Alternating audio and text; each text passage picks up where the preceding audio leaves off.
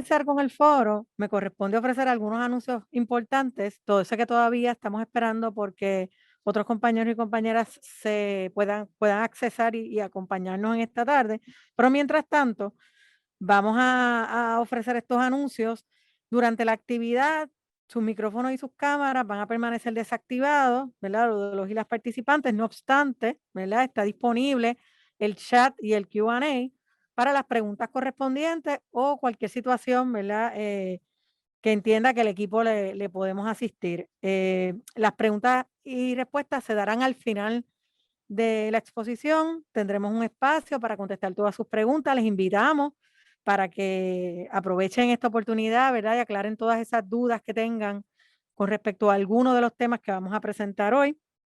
Es bien importante que sepan que no vamos a discutir ninguna situación, ningún caso que esté activo en el tribunal, ni ninguna situación que deba ser atendida por los tribunales. Así que les vamos a pedir, por favor, que podemos, ¿verdad?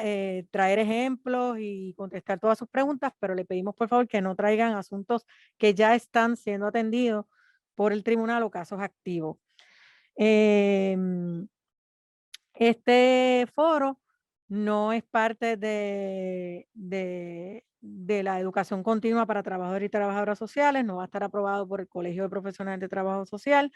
Es una actividad que se ofrece como parte del programa educativo del Poder Judicial. Si tienen algún problema con internet, está lloviendo, sabemos que hay muchos lugares que no tienen luz, ¿verdad? Así que estamos conscientes de las dificultades.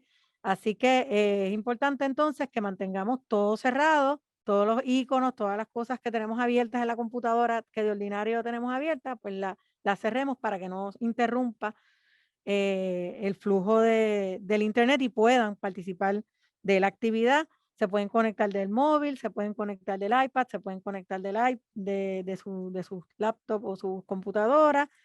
Y vamos a tratar, ¿verdad?, de ser puntuales en el tiempo y contestar todas sus preguntas. Es importante que sepan que al final de la actividad le vamos a estar enviando a través del chat la hoja de evaluación. Para nosotros es importantísimo que ustedes puedan completar esas hojas, no solamente porque nos ayuda a mejorar esta actividad, sino que también nos permite identificar otros posibles temas que podemos desarrollar en todo el espectro de lo que es el maltrato y abuso sexual infantil. Así que les invitamos a que por favor completen esa hoja al final de la actividad y que cualquier comentario, pregunta o situación utilicen el chat porque ahí vamos a estar pendientes del chat y vamos a intentar contestar todas sus preguntas. Así que espero haber cumplido con todo lo requerido, todos los anuncios correspondientes que hay que dar en eventos como este y voy a proceder a presentar a las otras compañeras que van a estar conmigo en la tarde de hoy como recurso. Primero presento a la jueza Leslie Hernández Crespo, ella es jueza administradora auxiliar del Tribunal de Familia y Menores en la región judicial de Bayamón. Bienvenida, jueza. Hola, buenas tardes. Gracias. Buenas tardes. También con nosotros está Yachira Gali. Está por ahí, Yachira, se puede prender la cámara. Yachira es Saludos. trabajadora social y directora de la Oficina de Adiestramiento y Garantía de Calidad del Departamento de la Familia. Bienvenida, Yachira, gracias por estar con nosotros. Gracias, buenas tardes. Además, nos acompaña la licenciada Coral Aponte, que es la directora de la Oficina de Educación y Relaciones con la Comunidad del Poder Judicial, y un grupo maravilloso de compañeras que van a estar apoyando esta iniciativa, pendiente de sus preguntas, ¿verdad? Para poder al final poderlas responder. Así que muchas gracias a todas. Me corresponde discutir con ustedes la agenda. Voy a hacer eso en este momento. ¿Qué es lo que va a estar pasando en la tarde de hoy o lo que proponemos que pase, verdad? Número uno, vamos a hablar un poco de la prevención del maltrato a menores y el abuso sexual y la responsabilidad que tenemos todos y todas, ¿verdad? Con los niños y las niñas. Número uno, de desarrollar estrategias para prevenir que pase. Y si ya sabemos que está pasando o sospechamos o hay indicadores claros, ¿verdad? De que hay una situación de maltrato o negligencia hacia menores, pues la responsabilidad que tenemos y todas de hacer los referidos correspondientes para atender esa situación. Así que eso es lo primero que vamos a hacer. Luego vamos a hablar sobre los procedimientos a seguir cuando se identifican situaciones de maltrato y abuso sexual infantil en el Departamento de la Familia, que es quien tiene la responsabilidad mayor en la investigación de estos casos. Luego vamos a dar un resumen del proceso judicial y algunos remedios que ofrece la Ley para la Seguridad, Protección y Bienestar de Menores, que es la Ley 246 del 2011, que un poco nos vamos a referir a ella durante la tarde de hoy. Y al final le vamos a presentar, ¿verdad?, lo que es el proyecto Justicia para el Poder Judicial, qué persigue, qué hace, ¿verdad?, y qué servicios ofrece. Así que eso es lo que va a estar pasando en la tarde de hoy. Al finalizar, esperamos que todos y todas puedan definir los conceptos de maltrato, negligencia y lo que es abuso sexual. Vamos a centrar, ¿verdad?, esta conversación de hoy en esta tipología de maltrato. Hay múltiples tipologías de maltrato, pero vamos a enfatizar en la de abuso sexual, ¿verdad? Vamos a reconocer las obligaciones de la familia, del Estado y de la sociedad. Eso es muy importante. Vamos a identificar algunas medidas de prevención de maltrato de menores y abuso sexual infantil y vamos a conocer, ¿verdad?, un recurso extraordinario que se ha desarrollado por el Poder Judicial que se llama Espacio Imaginario, que es una herramienta para la prevención de abuso sexual infantil para niños y niñas, ¿verdad?, pequeños. Vamos a explicar los procedimientos que se deben seguir cuando se identifica un posible caso de maltrato de menores o abuso sexual. Vamos a describir el rol del Departamento de la Familia en estos casos. Vamos a mencionar algunos aspectos importantes de la Ley 246 o la Ley de Seguridad, Protección y Bienestar de los Menores. Y vamos eso es lo que vamos a estar trabajando durante esta tarde. Y vamos a comenzar rapidito, ¿verdad?, con lo que es la prevención del maltrato a menores y cuáles son las obligaciones que tenemos todos y todas por eso. Pero antes deberíamos comenzar por saber qué es maltrato, ¿verdad? Cuando hablamos de maltrato, ¿a qué nos referimos? ¿Verdad? Pues nos referimos a todo acto u omisión intencional en el que incurre padre, madre o persona responsable del menor, de tal naturaleza que ocasione o ponga en riesgo de sufrir daño a la integridad física o a la salud de un niño, ¿verdad? Incluye abuso sexual. Y es bien importante, esta mañana estaba yo participando de otra actividad y es bien importante que sepamos que quien incurre en maltrato, que esta ley lo que persigue es, ¿verdad?, proteger a esos menores de la persona que ostenta la custodia del menor, ¿verdad? ¿Quién es la persona que está todos los días, ¿verdad?, ahí? En que la persona que incurre en estas acciones de maltrato con ese menor, ¿verdad? Es protegerlo de esa situación de peligrosidad, que puede ser permanente, puede ser una situación que esté ocurriendo de todo el tiempo, puede ser una situación que haya ocurrido en ese momento particular, ¿verdad? Por eso es bien importante el análisis, ¿verdad?, que se haga. ¿Qué negligencia? Cuando hablamos de negligencia, ¿de qué se trata? Pues es una tipología de maltrato que consiste en faltar a los deberes que todos tenemos que hacer, ¿verdad?, por los niños y las niñas, alimentarlos, darles ropa, casa, vivienda, educación, atención de salud, supervisión, ¿verdad?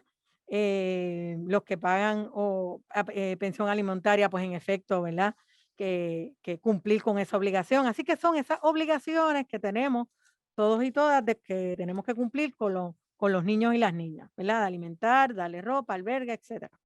Y abuso sexual, como ya les dije, es una tipología de maltrato que para nosotros hemos querido atenderla de una manera particular, porque la verdad es que los estragos, los traumas que persiguen esta tipología son muy grandes, no solamente en los menores, ¿verdad?, en los y las menores, sino en la familia en general, ¿verdad?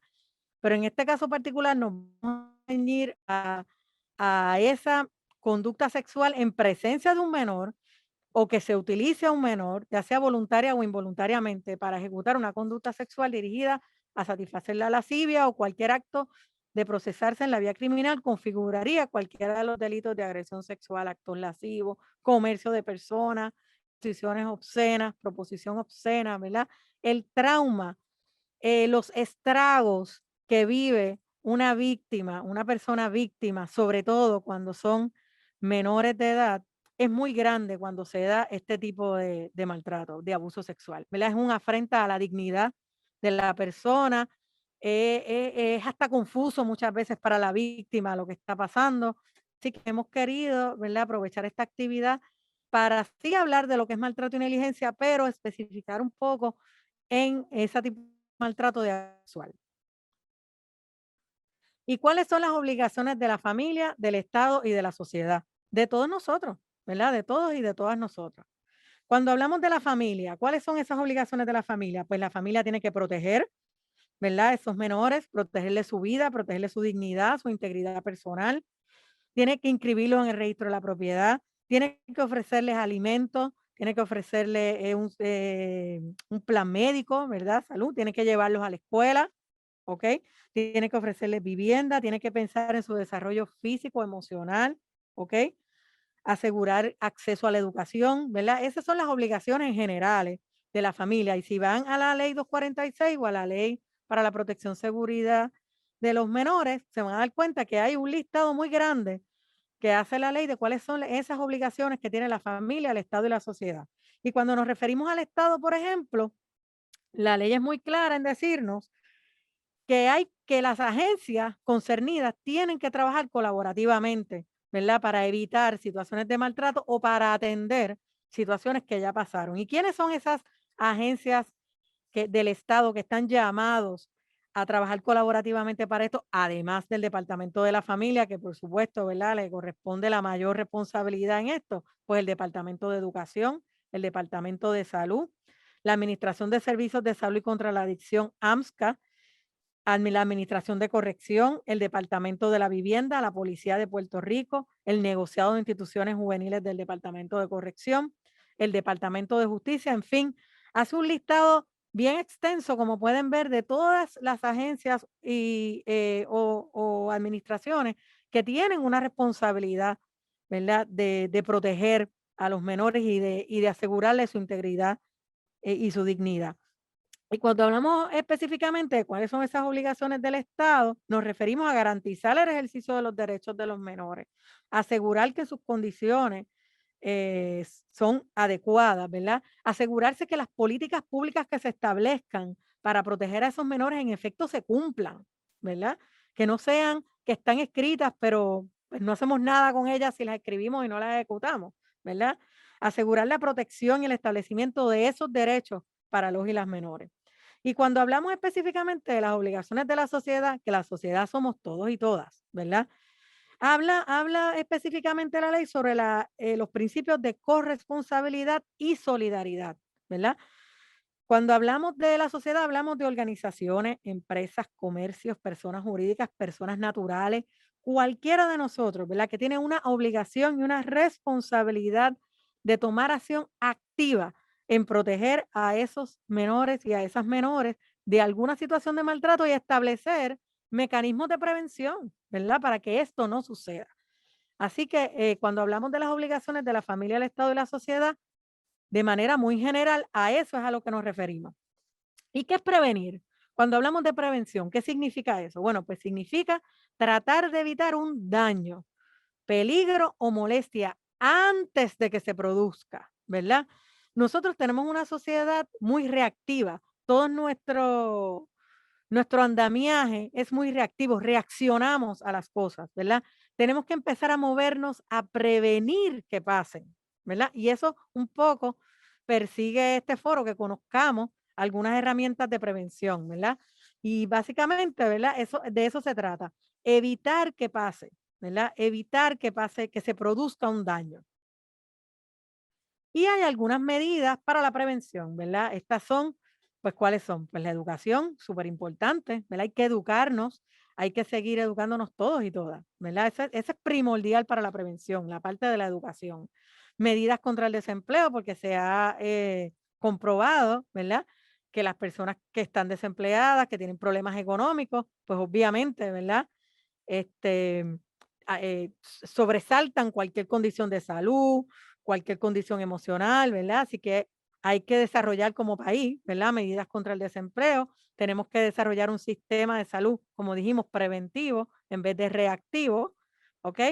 Hay que dar servicios especializados en la niñez temprana. Miren, si hay algo que se ha comprobado, ¿verdad? Es que esos años de 0 a 5 de todas nosotras, de cualquier persona, son bien importantes, son bien importantes. Son medulares muchas veces y tienen efectos en el resto de lo que uno va a hacer en la vida, ¿verdad? Positivos o negativos, pero los tienen.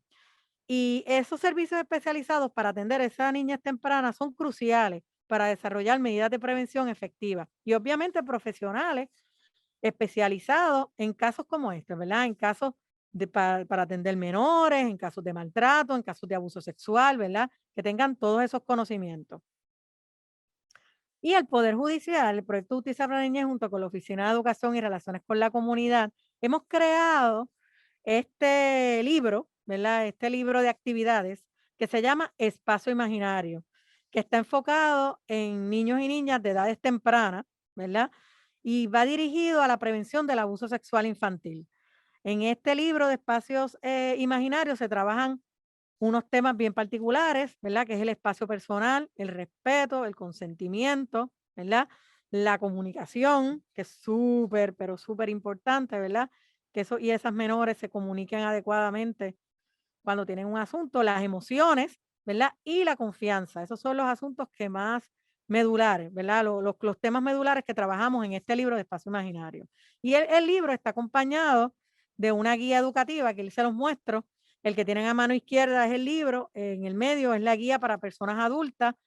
Preparamos también una guía para ayudar a estos profesionales, maestros, trabajadores o trabajadoras sociales, padres y madres, ¿verdad? O personal que trabaja con niños y niñas para poder trabajar el libro de una manera, ¿verdad? Que poderlos guiar en qué tipo de actividades, qué tipo de preguntas se pueden hacer trabajando el libro de Espacio Imaginario. Y también se desarrollaron unos videos con lenguaje, todos los videos con lenguaje de señas también sobre ¿verdad? Los temas medulares de este libro de Espacio Imaginario, sobre lo que es espacio personal, emociones, consentimiento y comunicación. Así que es bien importante que sepan que esto existe, ¿verdad?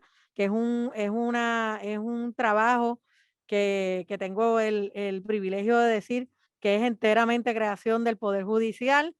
Se hizo todo aquí, desde el diseño hasta el contenido, todo se hizo internamente en el Poder Judicial, así que estamos muy orgullosos de este trabajo y está disponible para que todos y todas lo puedan utilizar y lo encuentran en la página del Poder Judicial www.poderjudicial.pr. Lo vamos a ver ahora, miren, cuando entran a la página del Poder Judicial, van a ir directamente donde dice educación a la comunidad, ¿ok? Le dan a educación a la comunidad, luego entonces van a ir donde dicen materiales educativos para niños, niñas y jóvenes, ¿verdad? Esto es uno de los varios que tenemos y ahí lo van a poder ver. Luego ahí le va a aparecer todos los materiales para niños, niñas y jóvenes que ha desarrollado el Poder Judicial, ¿verdad? Incluyendo el libro Espacio Imaginario, la guía y los videos, ¿verdad? Van a ver que hay más de 4 porque hay 4 videos que son sin lenguaje de señas y 4 que son con lenguaje de señas. Ahí les presentamos el libro de Espacio Imaginario, más o menos su contenido, para que ustedes tengan una idea, pero les invitamos a que entren a nuestra página y lo puedan ver, bajar, ¿verdad? Y trabajarlo con sus niños y niñas. Ahí les presentamos, ¿ves? Cómo más o menos funciona el libro. Y luego van a ver aquí la guía. Esta guía está diseñada para profesionales, cualquiera, o personas adultas, las que sean, para que puedan trabajar este libro con los menores, ¿verdad? ¿Qué tipo de actividad se pueden hacer? ¿Qué tipo de preguntas? Porque lo que pretende, ¿verdad? Este material es trabajar con la prevención del abuso sexual infantil. Así que un poco ahí le mostramos lo que contiene la guía. Y esto es una manera, ¿verdad? Y aquí están los videos. Y esto es una manera que pueden usar todos y todas para, ¿verdad? Trabajar con sus niños. Yo tengo que decirles que yo, pues, mis niños ellos ya han usado el libro, ¿verdad? Hemos contestado algunas preguntas y yo creo que es muy bueno, es muy bueno. Yo creo que estos temas hay que trabajarlos desde muy temprana edad. Todos y todas en cualquier momento pudimos, estamos o estaremos expuestas a una situación de violencia. Así que yo creo que preparar a nuestros hijos para la prevención de este tipo de maltrato es importante, es importante. Así que ahí está el material. Y bueno, todos y todas tenemos la responsabilidad, como ya les dije, de hacer los referidos correspondientes para cuando sabemos que hay una situación de maltrato y negligencia de menores. Aquí comparto con ustedes la línea de apoyo familiar. Si usted tuviera alguna pregunta, si no están seguros de lo que está pasando, de lo que quieren hacer o de lo que pueden hacer, esta es una línea del Departamento de la Familia de Orientación, es libre de cargos, ahí está el número 977-8022. Luego nosotros vamos a compartir esta presentación con las personas que nos acompañan en la tarde de hoy, así que no se preocupen, que esta información la van a tener. De igual forma se está grabando este foro, ¿verdad? para beneficio de todos y todas. Y aquí está la línea directa para referir situaciones de maltrato. Miren, cuando uno hace un referido, el referido es completamente confidencial. No deben tener ningún tipo de salvaguarda, de pensar contra, es que si yo hago el referido, entonces me van a preguntar, bueno, ciertamente le van a preguntar cómo sabe que está ocurriendo la situación, ¿verdad? Pero el referido para efectos de las personas que, ¿verdad? Que están haciendo la investigación es confidencial. Así que yo les invito a todos y a todas a que hagamos, si vemos una situación de maltrato o una situación que nos parece, ¿verdad? Que algo que no está bien, hagan el referido, ¿verdad? Hagan el referido, cumplamos con la responsabilidad. Ahí está la línea de hacer el referido a situaciones de maltrato, y si no le contestan en esa línea o algo pasa, siempre está el 911, que conecta directamente, ¿verdad? Con el departamento de la familia. Las personas que le van a atender en esa línea son personas que están debidamente adiestradas para tomar su información, para indagar sobre el problema, sobre la situación, y el departamento de la familia va a investigar. Ustedes lo van a ver ya mismo, ¿verdad? En la presentación de Yachira Galí. El departamento, si no hay una situación de maltrato, pues no hay una situación de maltrato. Perfecto, mejor, qué bueno, ¿verdad? Qué bueno que no hubo una situación de maltrato o negligencia. Pero si la hay, ya hay mecanismos, ¿verdad? Hay unas personas para atender esas situaciones y ayudar a esa familia, ¿verdad? Y sobre todo a los niños y las niñas. Así que no dejemos de hacer los referidos, no tengamos miedo de hacer esos referidos, porque esos referidos son confidenciales, ¿verdad? Y les guarda esa confidencialidad. Así que ahora estamos súper a tiempo. Qué bueno. Voy a dejarlos con Yachira Galí, quien va a estar haciendo la presentación sobre los procedimientos a seguir cuando se identifican situaciones de maltrato y abuso sexual infantil. Así que adelante, Yachira. Muchas gracias, Amanda. Saludos nuevamente. En efecto, vamos a estar hablando de estos procedimientos que nosotros en el Departamento de la Familia hacemos cuando se identifican situaciones de maltrato y en estos casos que vamos a hablar hoy, pues de abuso sexual infantil. Mi nombre es Yashira Gali Rodríguez y estoy en la Oficina de Adiestramiento y Garantía de Calidad de la ADFAN. La ADFAN es la Administración de Familias y Niños. Aquí es donde entonces nosotros, ¿verdad?, brindamos esos servicios a las familias y trabajamos con los referidos que tanto ustedes o, ¿verdad?, personal de la sociedad refieren, valga la redundancia, a la línea de maltrato.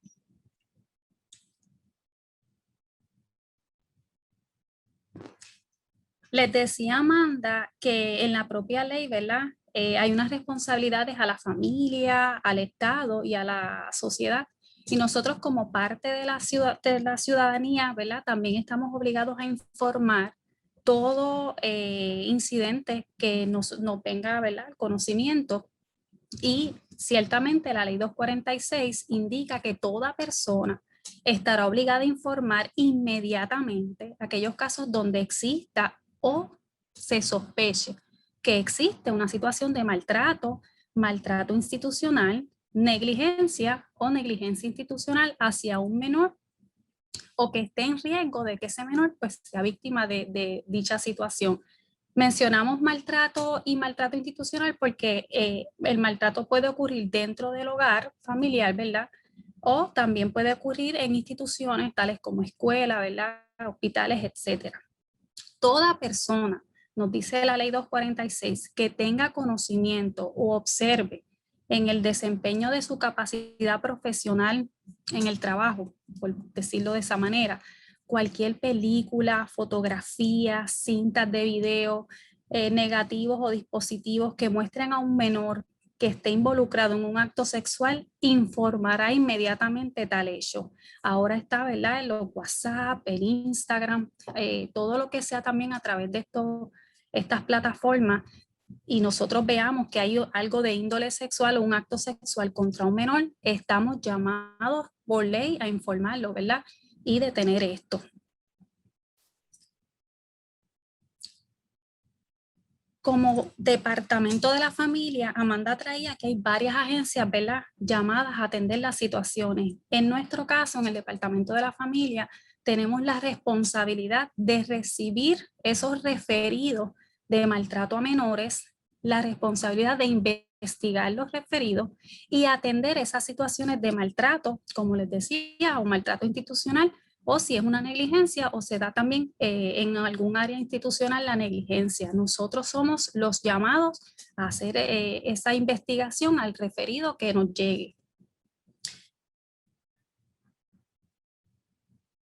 ¿Cómo nosotros identificamos un posible caso de abuso sexual infantil? Dentro de las tipologías, ahorita cuando Amanda les presentaba lo que es el maltrato, dentro de esas tipologías nosotros, ¿verdad?, estamos enfatizando el abuso sexual infantil porque en estos tiempos ciertamente, ¿verdad?, se ha incrementado esta tipología y en cuestión de prevención queremos evitar que los menores pasen por esto porque, como decía, evitamos también traumas adicionales a los que por sí el maltrato trae. Así que cuando nosotros estamos identificando un posible caso de abuso sexual infantil, puede llegar de varias maneras la información.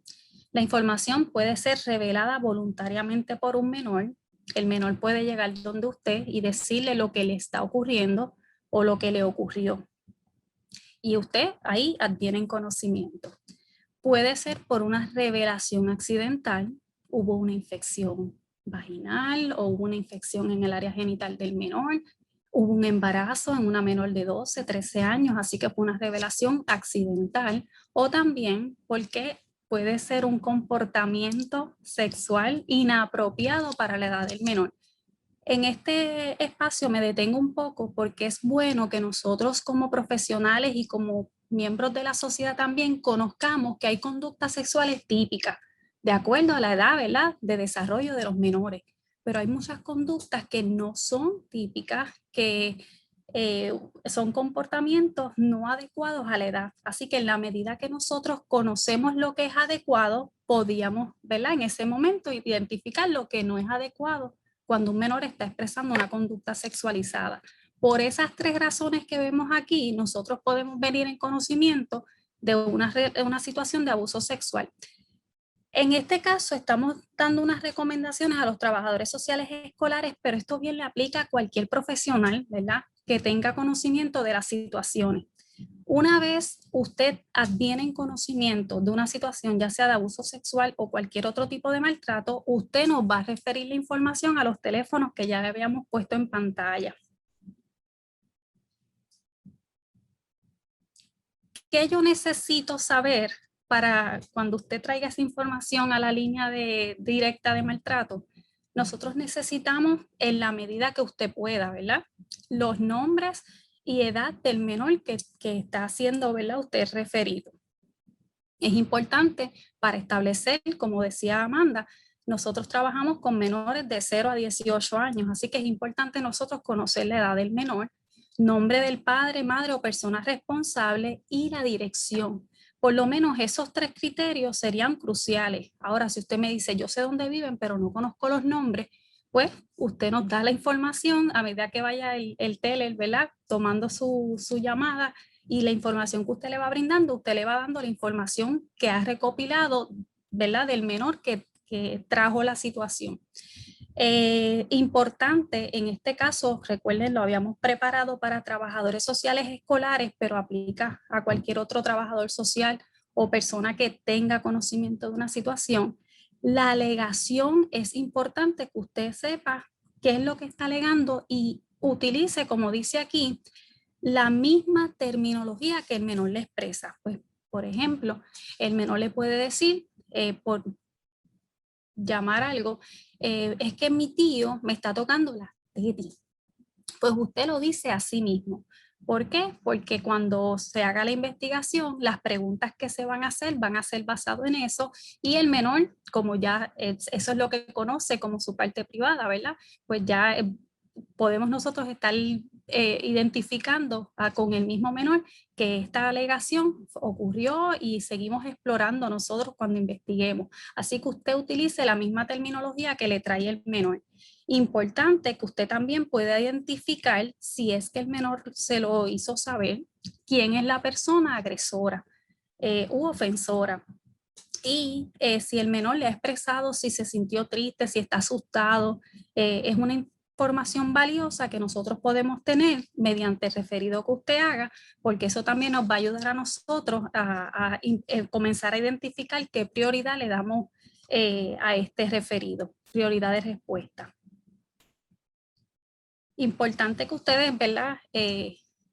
También cuando lleven este mensaje, porque yo sé que se lo comparten con familiares y colegas, que todo lo que usted, ¿verdad?, sepa de una familia, un menor que esté ocurriendo algo, usted, la información que tenga, llámenos y nosotros entonces vamos a canalizar de acuerdo con lo que usted tiene. Si usted dice, ay, es que no tenía, de verdad, no sabía bien la alegación, pero él me dijo que es que le dieron por no traer solamente ejemplos de abuso sexual, pues nosotros acá nos encargamos, ¿verdad?, de investigar tal vez un caso de maltrato físico, aunque usted no nos traiga la información que diga maltrato físico, pero trabajamos con eso.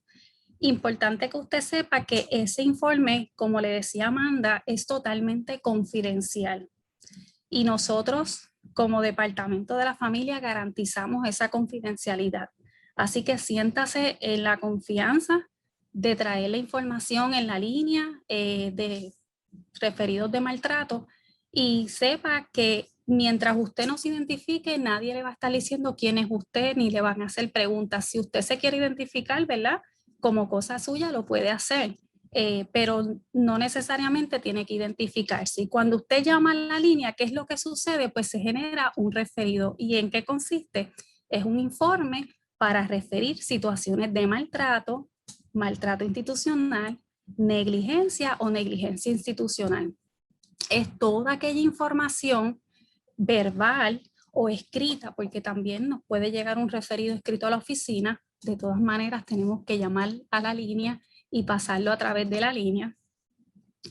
Que sea por cualquier otra persona, como dice aquí, recibida a través de la línea o de la Policía de Puerto Rico, o que usted se fue a la oficina local más cercana y nos compartió esa información, donde se narren situaciones, ¿verdad?, donde se alegue o que hubo un acto contra un menor o se sospecha o la existencia de que hay maltrato, como decimos, maltrato institucional, negligencia o negligencia institucional, según la misma ley 246, que es la que nos faculta, ¿verdad?, para investigar.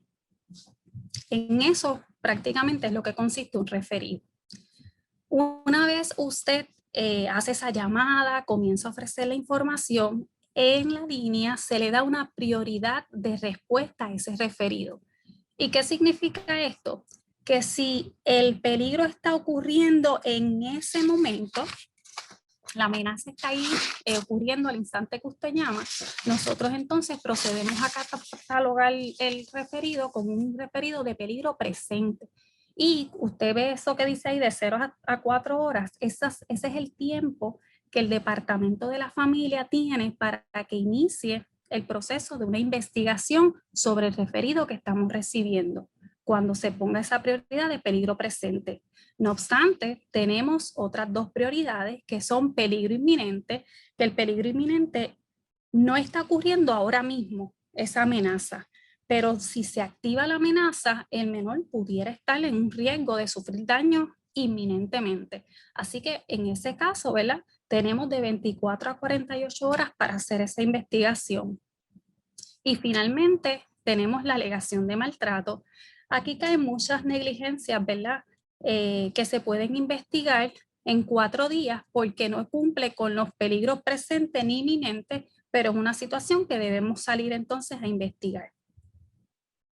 Estas son nuestras 3 prioridades de respuesta hacia los referidos. Toda investigación de referidos de maltrato a menores tiene 3 objetivos medulares. ¿Qué es lo que nosotros buscamos cuando ustedes refieren la situación?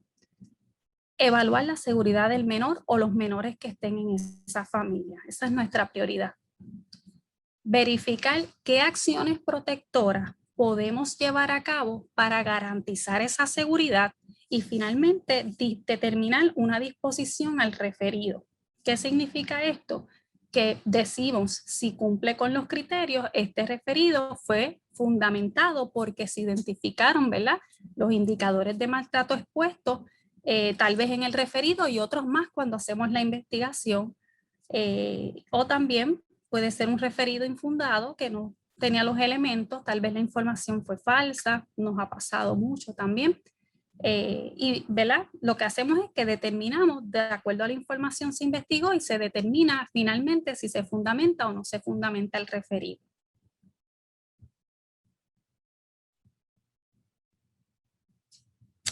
Bien, ahora cuando nosotros tocamos, ¿verdad?, el tema de abuso sexual, hay referidos de alegaciones de abuso sexual y esta tipología, como dice aquí, es una de las más complejas para investigar.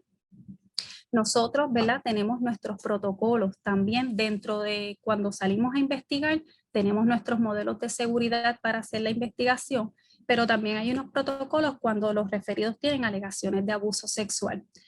Esto se debe por la misma naturaleza, ¿verdad?, de la conducta que está exhibiendo la víctima, en este caso menor o menores, varios menores pueden ser, la conducta que está exhibiendo la persona agresora, si es identificada, ¿verdad?, y el padre, madre o la persona responsable que no es el ofensor ni el agresor. Así que estamos trabajando con esa área, pero también estamos trabajando con la indignación y el interés público que este tipo de casos genera. Y yo me imagino, ¿verdad?, al igual que me pasa a mí, con ustedes, cuando en las noticias ven un caso de abuso sexual, pues uno como que se alarma, ¿verdad? Y rápido presta atención y es esa indignación lo que nos llama la atención sobre estos casos. Y en esto, como les digo, nosotros tenemos un protocolo que es la guía para la aplicación en los casos con sospecha de abuso sexual, porque no podemos, ¿verdad?, decir que fue algo que ocurrió hasta tanto investiguemos los elementos y determinar si sí hubo el abuso sexual o no. CIMBAS. ¿Qué son los CIMBAS? Los CIMBAS son los Centros de Servicios Integrados a Menores Víctimas de Abuso Sexual. Estos centros se crean por disposición de ley a partir del 2013 y es la manera de garantizar una evaluación comprensiva y oportuna que minimice el número de entrevistas a menores referidos por alegaciones de abuso sexual o maltrato mediante la intervención de un equipo interdisciplinario. ¿Qué queremos con los CIMBAS? Y el propósito es que cuando un menor atraviesa, ¿verdad?, una situación y es víctima de un abuso sexual, qué triste es que, como decíamos ahorita, ellos a veces lo revelan o la revelación fue algo accidentado, ocurrió un embarazo o alguna enfermedad venérea identificada en el menor. Entonces, imagínense ustedes tener que estar contándole la situación a la trabajadora social escolar, luego cuando viene el departamento de la familia al investigador y luego entonces viene el policía y después el médico en el hospital, la enfermera, es mucho, ¿verdad? Imagínense para un menor que es la víctima, tener que estar dando la información constantemente, pues esto podría ser hasta que se retractaran, pero era también de tanto del cansancio de estar diciendo el evento, ¿verdad?, a personas que no conocen, porque recuerden algo, ellos apenas conocen al trabajador social escolar que les revelaron la información. Imagínense cuando entramos nosotros y siguen entrando, ¿verdad?, los personajes, por decirlo así, cuando investigamos. Así que estos CIMBAS se crean con ese fin, de que se pueda hacer esa investigación y esas entrevistas con ese equipo interdisciplinario, escuchando todos a la misma vez la narración del menor o de la víctima, ¿verdad?, que hace sobre el asunto de abuso sexual que ocurrió.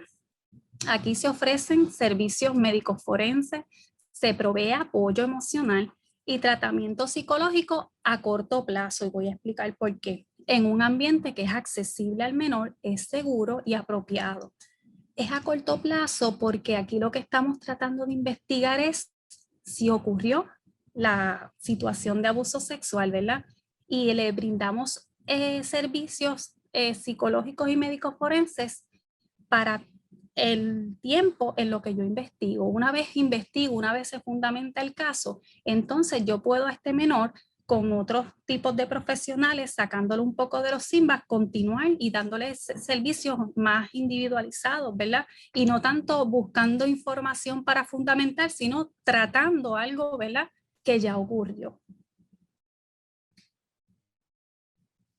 En resumen, el proceso de investigación de un referido, cuando usted llama, lo primero que viene, ¿verdad?, es ese conocimiento o sospecha de maltrato o negligencia sobre esa revelación de abuso sexual. En el caso de los casos de la que sea abuso sexual, usted adviene en conocimiento o sospecha que está ocurriendo. Pues entonces, ¿qué usted hace? Usted llama a la línea, y recuerde, si usted no quiere llamar a la línea, usted puede ir a cualquier oficina local cercana a usted y nos hace el referido en persona, y nosotros tomamos la información y nosotros mismos tenemos que llamar a la línea. Así que tiene varias maneras, o en casos extremos usted llame al 911 y refiera. Una vez usted hizo el referido, pasamos entonces nosotros a tomar ese referido en las diferentes unidades de investigación. Nosotros nos dividimos por 10 regiones a nivel isla. Así que cada región tiene, ¿verdad?, su unidad de investigaciones especializadas con investigadores para trabajar todos los tipos de referidos que nos llegan. Estas personas tienen un modelo a seguir, que es el modelo de seguridad para la investigación de los referidos, donde se hacen unas preguntas del funcionamiento familiar.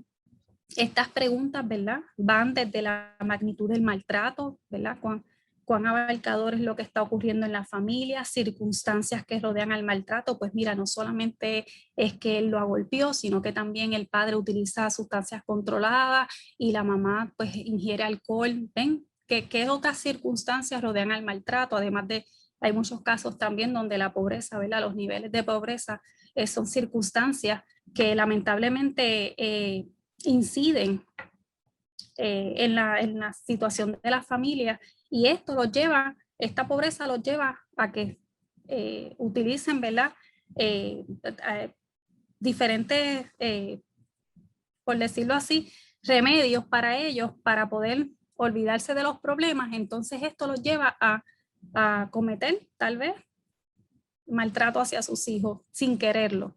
Así que, ¿qué circunstancias rodean el maltrato? El funcionamiento también del menor, nosotros intervenimos con eso.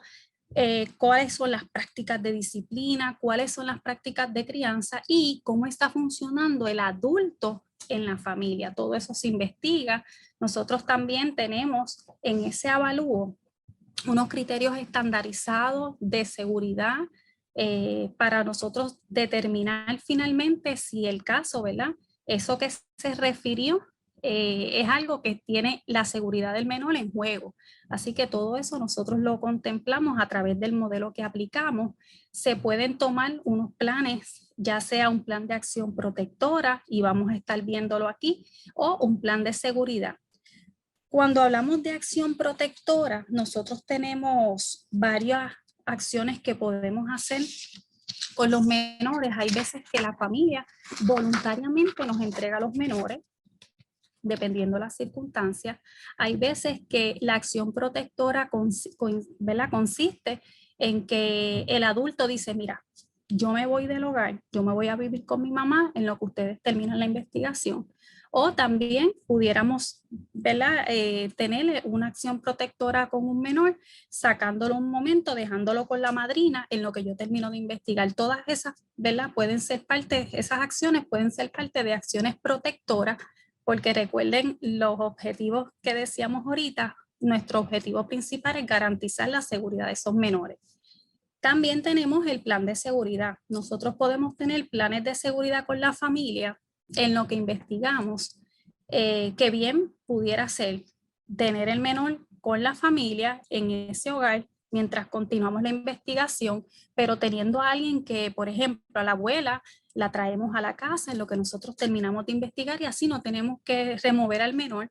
O en aquellos casos donde la seguridad del menor está comprometida a tal nivel que pudiera causarle daño a lo que está ocurriendo, ya nosotros intervenimos. Nosotros tenemos que ese plan de seguridad sea una remoción. Y vamos a ver luego con la honorable jueza qué es lo que sucede en estos casos. Tenemos entonces esas dos opciones cuando investigamos. Y un detalle importante es que estos planes de acción protectora solo deben durar 30 días. Nosotros no podemos tener unas acciones protectoras que duren más de 30 días. En cuanto al plan de seguridad, ¿verdad?, podemos ir revisando y evaluando ese plan de seguridad Independientemente hayamos dejado al menor en el hogar o lo tengamos que remover, nosotros podemos continuar evaluando ese plan de seguridad. Finalmente, una vez investigado todo, determinamos si ese referido que usted hizo a la línea cumplió con lo que se supone para fundamentar el caso, o después de haber investigado, después de haber tomado ciertas acciones y controlado todo lo que estaba alrededor del menor, identificamos que la familia realmente no cumplía con unos criterios para fundamentar el caso. Así que todo va a depender de esa investigación. Si en el caso de que nosotros identifiquemos que sí, que se fundamenta las circunstancias del maltrato o el abuso sexual, etcétera, nosotros entonces pasamos a fundamentar el caso a esta familia. Esto conlleva, ¿verdad?, que ya entonces tiene antecedentes con nosotros y empieza a recibir servicios de protección social. Por eso es que ven el file de casos de protección. Esto básicamente es el proceso desde esa sospecha que usted hace y tiene y refiere a través de todo lo que nosotros investigamos. Finalmente, si fundamentamos, pasa a ser nuestro caso. Y los casos, ¿verdad? Rapidito lo digo, tenemos casos que los menores continúan en el hogar y se trabaja para que la familia aumente las capacidades protectoras y podamos nosotros cerrar el caso y ellos continúen con su vida sin intervención del departamento de la familia. O en otros casos más restrictivos, pues tenemos que iniciar esos procesos de remoción, y si la familia, pues vemos que la reunificación no vale el mejor interés del menor, tenemos otros planes de permanencia garantizando siempre la seguridad del menor y tomamos otras determinaciones legales con la vida del menor.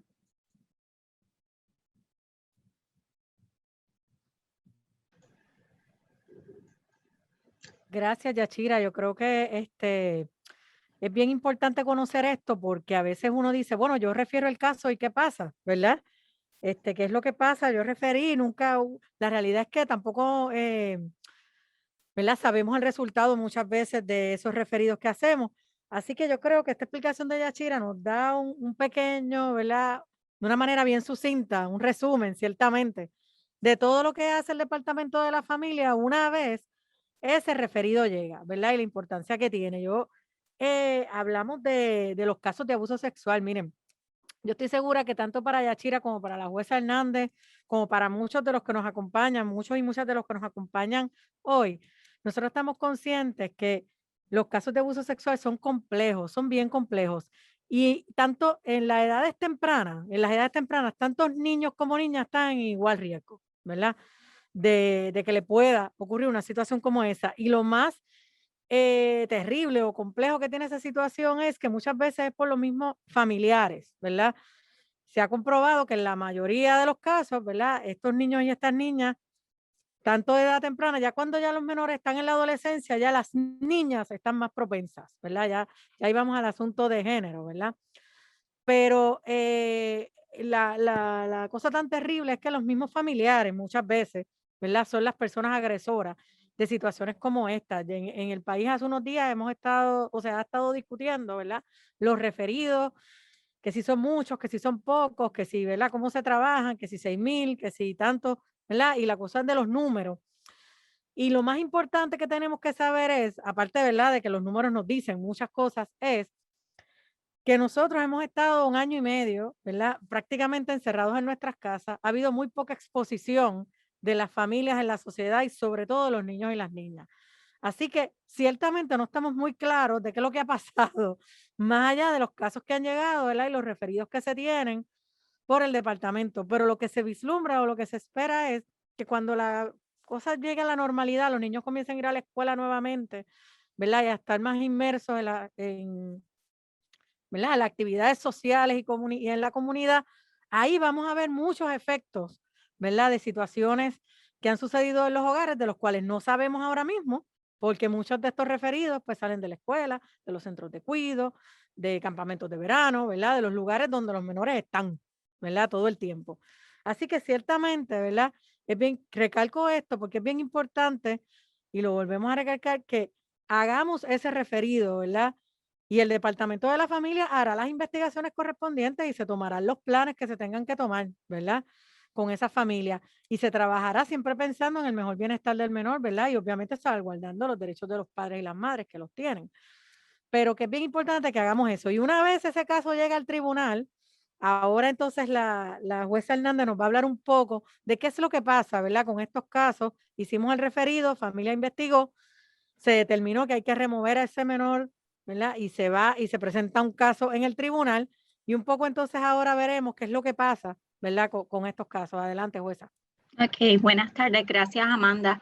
Buenas tardes, mi nombre es Leslie Hernández Crespo, yo soy la jueza administradora auxiliar de las salas de relaciones de familia y menores de Bayamón y además tengo a cargo el manejo de una sala de familia y sala especializada de protección de menores.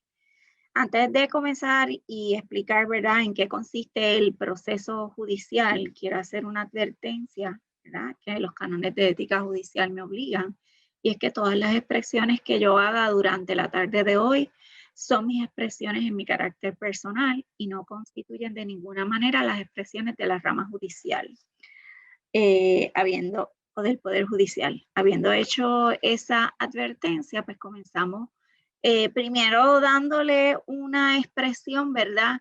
Hemos estado hablando durante toda la tarde de protección de menores y en qué consiste. Y esa protección como política pública del Estado está recogida en la ley número 246 del año 2011, que en su exposición de motivo dispone y reconoce la importancia de hacer esfuerzos razonables para mantener a una familia unida cuando se detectan incidentes de maltrato que requieren protección de esos menores. Y enfatiza en que deben hacerse esos esfuerzos de mantener a la familia unida desde la perspectiva de los derechos de los menores. O sea, se pretende preservar los vínculos familiares siempre y cuando que no se perjudique al menor. Aunque establece como primera alternativa la reunificación familiar, la ley no favorece que el mejor interés del menor quede subordinado o supeditado a los intereses de los padres, madres o custodios, quien en los casos de ley 246 y de protección de menores resultan ser los promovidos. En los casos donde la reunificación familiar no responde al mejor bienestar de los menores, el Departamento de la Familia tiene la obligación de iniciar un proceso de privación de patria potestad en la brevedad posible, a la brevedad posible, y esos procedimientos se inician en el tribunal. Si podemos pasar al próximo slide. Y ahora vamos a entrar esencialmente a dialogar sobre el procedimiento judicial en los casos de ley 246 y específicamente el artículo 3 de la ley dispone que el Departamento de la Familia puede iniciar diferentes acciones ante el tribunal de primera instancia y puede solicitar diferentes remedios al tribunal que garanticen el mejor bienestar de él o las menores. Entre ellos puede solicitarle al tribunal que se le haga una entrega de custodia de emergencia, una entrega de custodia legal provisional, que haya una vista de disposición final donde se decreten cese de esfuerzos razonables y privación de patria potestad. Puede solicitarle al tribunal que se celebren vistas de seguimiento a los planes de permanencia para los menores y para los promovidos. Y puede solicitarle al tribunal tanto que los menores sean dados en adopción o que el tribunal emita todas aquellas órdenes de protección necesarias para procurar y garantizar la salud, seguridad y bienestar de los menores. Dentro del procedimiento judicial, podemos observar diferentes partes durante las diferentes etapas del procedimiento. Específicamente, el Departamento de la Familia, de ordinario y comúnmente, es el que promueve la acción en el tribunal. Sin embargo, y cuando hablo en el tribunal, hablo de la acción ordinaria de remover un menor del núcleo familiar y pedir y solicitar que se le entregue a ellos la custodia. Sin embargo, también se presentan al amparo de esta ley 246 solicitudes de órdenes de protección en las que puede ser el departamento de la familia o un tercero el promovente de esa orden de protección. Y aquí quiero hacer un paréntesis y recalcar que el artículo 6 de la ley 246 le impone a la sociedad, tanto como lo dijo Amanda, como lo dijo Yashira, le impone a la sociedad el deber de dar aviso o denunciar por cualquier medio los delitos o las acciones que vulneren o amenacen a los menores. Y es importante recalcar, y aquí quiero hacer este énfasis particular porque sé que hay maestros presentes, o que puede haber maestros presentes como audiencia en la charla, que en cuanto al Departamento de Educación, todos los funcionarios, entre ellos los maestros, deben ser facilitadores siempre en la investigación de los casos de maltrato y pueden a su vez solicitar órdenes de protección a favor de los menores, de los estudiantes que tengan ante ellos. Si tienen alguna duda, pueden ver el artículo 7A8 de la ley 246. O sea que podemos tener al Departamento de la Familia como promovente o a un tercero si es una orden de protección. También vamos a tener a los custodios del menor. Siempre el custodio del menor va a ser el promovido en los casos. Y podemos tener al papá, a la mamá, los podemos tener a ambos, o podemos tener a terceras personas que tengan como custodia a los menores, bien sea hogares institucionales, bien sean escuelas, hospitales. Y de ordinario, estas personas, custodios del menor, van a estar en el proceso judicial representados por abogados, aunque pueden renunciar al derecho a estar representados por abogados en el proceso. Los menores van a tener su interés representado adecuadamente en los casos por la Procuradora de Asuntos de Familia, pero la Procuradora de Asuntos o el Procurador de Asuntos de Familia entra en el escenario judicial luego que la custodia de los menores se le entrega al Departamento de la Familia. El menor o la menor tienen derecho a ser escuchados durante el proceso judicial y pueden ser entrevistados por el tribunal, bien sea acompañados de una trabajadora social del tribunal o bien sea el tribunal, ¿verdad?, en cámara entrevistando a los menores. El progenitor no custodio, y aquí quiero aclarar, cuando hablamos de ley 246 y hablamos de promovidos, el promovido es la persona que hace el actuación de maltrato, bien sea por negligencia, por maltrato físico o sexual, y tiene que ser el que tenga al menor bajo su custodia. En ocasiones solamente tenemos a uno de los progenitores como promovido y ese progenitor no custodio, que no es promovido, que no fue el que actuó en contra del menor, tiene derecho también a ser parte en el proceso una vez el tribunal le entrega la custodia provisional del menor al Departamento de la Familia. Y el tribunal siempre tiene que estar pendiente que cuando hace esa entrega de custodia provisional al Departamento de la Familia, traer a ese progenitor no custodio a formar parte del proceso para tenerlo ahí, que tenga conocimiento de lo que está ocurriendo, y si no podemos trabajar con el progenitor custodio promovido para que se mejore y pueda atender a los menores, tenemos al resguardo a ese progenitor no custodio, que es un recurso a quien le podemos hacer entrega del menor si es que resulta favorable para el menor. Los hogares preadoptivos también son partes en el procedimiento y tienen derecho a intervenir si cumplen con los requisitos de la ley 61 de 2018. Específicamente, si tienen un contrato de preadopción suscrito con el Departamento de la Familia, pueden entrar y participar de este proceso.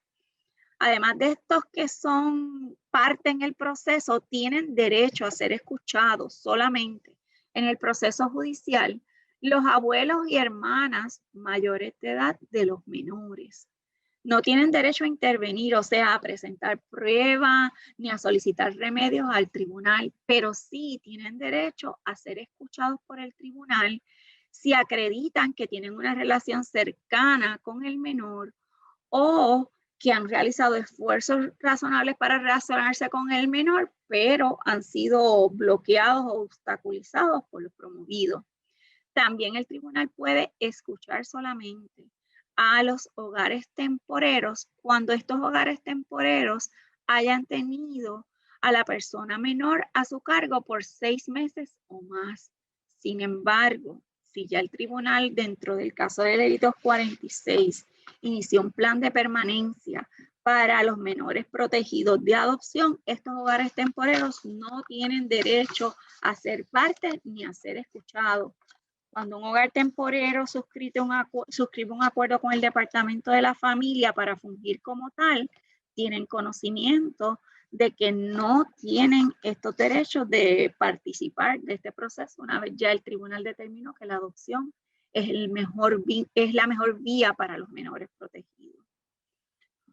Un aspecto importante que permea en el proceso judicial y también en el administrativo es la confidencialidad que se ha recalcado tanto por Amanda como por Yashira en el proceso administrativo.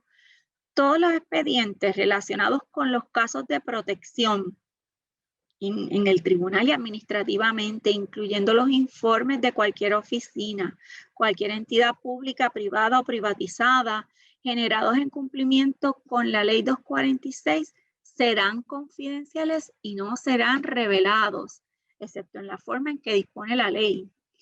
El procedimiento, además, no solo, ¿verdad?, los expedientes son confidenciales, sino que el procedimiento en sala, en el tribunal, de un caso de ley 246 también es confidencial y no se permite acceso de público a las vistas que celebra el tribunal en los casos de ley 246. Solo pueden comparecer las partes, ni siquiera los hogares y las personas que tienen derecho a ser escuchados. Ellos entran un momento a la vista, el tribunal los escucha y los excusa porque no tienen derecho a estar presentes durante este proceso confidencial que pretende proteger no solo el derecho a la intimidad de los promovidos, sino también el derecho a la intimidad de los menores protegidos. Los informes sociales que presente el Departamento de la Familia en los casos de ley 246 solo pueden usarse dentro de los procesos de ley 246 y no podrán ser utilizados en cualquier otro caso, ni de familia, ni cualquier otra naturaleza, a menos que el tribunal así lo entienda conveniente. El Departamento de la Familia tiene el deber y la obligación de radicar un informe social al tribunal para que el tribunal pueda emitir una disposición adecuada y conforme al mejor interés de los menores. Este informe puede venir acompañado de otros informes periciales, médicos y documentos pertinentes. Y tienen que ser presentados cada vez que el tribunal señala una vista. Antes de esa vista, por lo menos con 10 días de antelación a la vista, el trabajador social asignado al caso del Departamento de la Familia tiene el deber de radicarle un informe al tribunal con el detalle de los menores y de los promovidos y actualizar la información. Ese informe tiene que ser compartido el mismo día en que se radica en el tribunal, tanto a la procuradora de la familia que representa el interés de los menores, como a los promovidos por conducto de sus abogados. O sea que si los promovidos no tienen abogados, el Departamento de la Familia no le va a notificar ese informe social. Si esa parte no tiene abogado, cuando venga el día de la vista, se enterará del contenido del informe durante la celebración de la vista. Y con esto lo que se pretende, ¿verdad?, es darle garras y fuerza a esa confidencialidad y garantía de la confidencialidad que tienen estos procedimientos para procurar, ¿verdad?, esa divulgación de información y que llegue al tribunal y al Departamento de la Familia la divulgación de los incidentes de maltrato. De ordinario, el proceso de remoción de menores inicia en el tribunal con la erradicación de una petición de emergencia que con frecuencia es iniciada por el Departamento de la Familia. Y hay dos, pero puede ser iniciada de otra manera, ¿verdad? Que no necesariamente es el Departamento de la Familia. Hay dos vertientes en las que se puede iniciar un procedimiento de ley 246 o de protección de menores en el tribunal.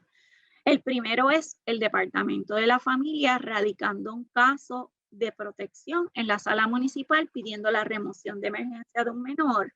Y el segundo escenario se da dentro de un caso ordinario de familia donde el tribunal está atendiendo la custodia entre los progenitores del menor y se presenta al tribunal una moción o una solicitud informando un incidente de maltrato. En esos casos específicamente no viene necesariamente el departamento de la familia a informarle al tribunal la situación de maltrato. Puede venir a través de uno de los progenitores del menor que le radica una moción al tribunal, o también puede venir por la trabajadora social del tribunal, por el propio trabajador social del departamento de la familia, y en muchas ocasiones esas situaciones vienen dentro del caso de custodia por algún especialista que le está dando tratamiento a las partes o a los menores, entiéndase un pediatra, un psicólogo, que por orden del tribunal le está dando algún tratamiento al menor y le notifica al tribunal la situación de maltrato y el tribunal tiene que atenderla. Y entonces estas solicitudes son las que dan pie a que se inicie el proceso judicial de Ley 246, que lo tenemos recogido en el próximo slide. Lo quisimos resumir en esta tabla, ¿verdad? Porque si empiezo a hablar de este proceso judicial, puedo estar todo el día dialogándoles sobre el proceso judicial. No es la idea. La idea es que tengan un conocimiento básico de cómo es que se inicia. En la primera etapa, que fue más o menos lo que le indiqué en el slide anterior, si viene el departamento de la familia a solicitar la remoción, se inicia con la celebración de una vista en la sala municipal para determinar si se entrega la custodia al departamento de la familia. Si el tribunal decide que no hay los elementos para entregar una custodia de emergencia al departamento de la familia, emite una resolución y le devuelve los menores a los promovidos. Ahora bien, si el tribunal entiende que procede que al departamento de la familia se le entregue la custodia de emergencia, emite la determinación, le entrega la custodia de emergencia al departamento de la familia y refiere el asunto a la sala superior, quien especializada de maltrato de menores, o mejor dicho, sala especializada de protección de menores, en la que debe celebrarse una vista de ratificación dentro de los siguientes 15 días que se da la remoción de los menores del núcleo familiar. De igual manera, y para llevarlo, ¿verdad?, todo en la etapa 1, el otro escenario, que es el que tenemos a la derecha del slide, se presenta la moción con alegaciones de maltrato en un caso ordinario de custodia y el tribunal tiene la obligación, una vez recibe esa moción en el caso de custodia, que dentro de los 15 días tiene que celebrar una vista donde escuche las alegaciones de maltrato de cada parte, la posición de cada parte. Y si el tribunal dentro de ese proceso determina que se dan los elementos de maltrato y de que no hay ningún otro recurso familiar que pueda tener a los menores, entiéndase, ni papá ni mamá lo pueden tener, ni hay un tío, ni un abuelo, ni un familiar que pueda tener ese menor, el tribunal tiene la obligación de entregarle la custodia de emergencia al departamento de la familia, paralizar el caso de custodia y referir el caso para la sala especializada de protección de menores, donde también se tiene que celebrar una vista de ratificación en la sala especializada dentro de los 15 días después que el tribunal hizo ese dictamen de emergencia.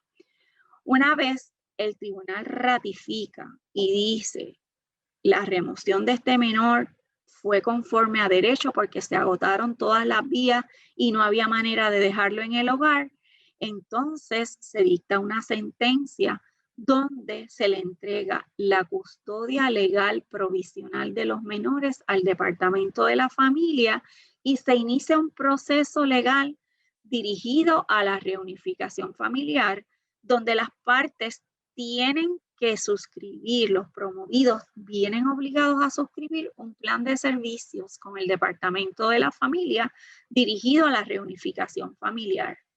Si dentro de ese proceso de vista de ratificación el tribunal examina y determina que no se configuraron los elementos necesarios para que se diera esa remoción de emergencia, estos menores tienen que regresar con los padres.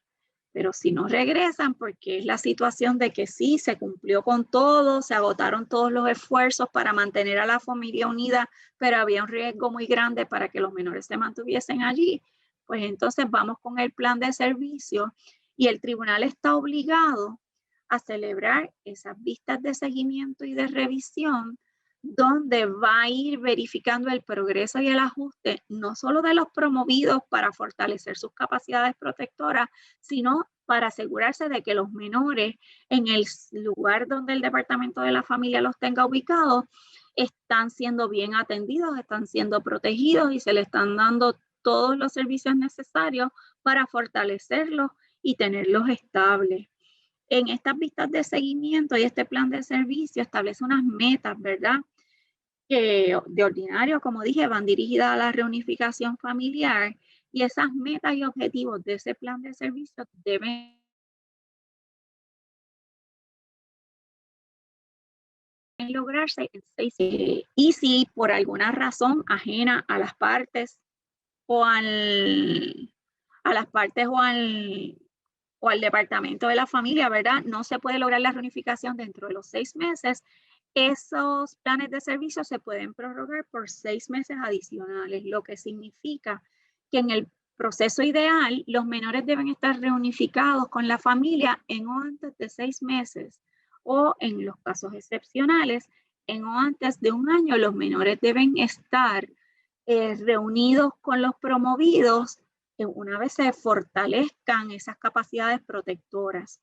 Si eso no ocurre o si en algún momento del procedimiento, dentro de los 6 meses o dentro del año, el tribunal detecta que no hay voluntad de los promovidos para cumplir, que no hay posibilidad de que cumplan o de que mantenerse en un plan de servicios con los promovidos resulta en perjuicio para los menores, el tribunal a solicitud de parte, del Departamento de la Familia, de la Procuradora o el tribunal motu proprio, puede celebrar una vista para decretar un cese de esfuerzo y decirle al Departamento de la Familia, ¿sabe qué, Departamento de la Familia? No haga más con estos promovidos porque no hay posibilidad de que los menores regresen sanos y seguros a estar bajo la custodia de estos promovidos.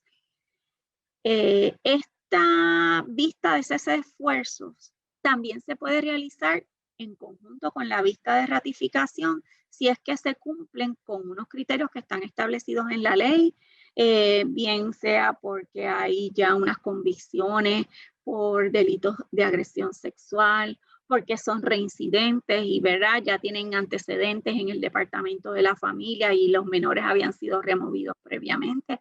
Hay unas circunstancias específicas que están en la ley que le facilitan al tribunal poder disponer de esta vista de cese de esfuerzos desde la etapa 1 sin necesidad de tener que esperar 6 meses o 1 año para remover al menor de ese núcleo familiar y darle una permanencia.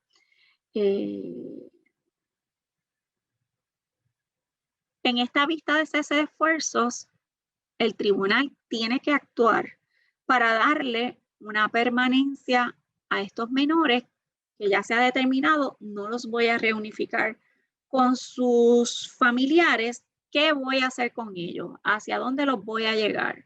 Pues el Departamento de la Familia con una carta normativa tiene establecidos unos planes de permanencia y el orden en que se deben trabajar con los menores.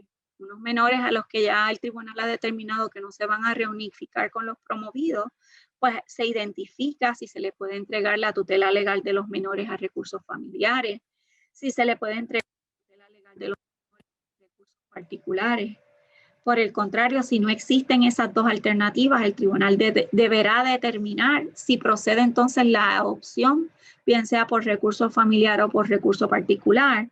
Y en aquellos casos en los que la adopción no sea una alternativa viable, entonces se contemplan bien sea la independencia económica una vez el menor alcance la mayoría de edad, así como otros arreglos de vida para menores que tienen dificultades o discapacidades que le impiden tener una independencia económica una vez alcancen la mayoría de edad.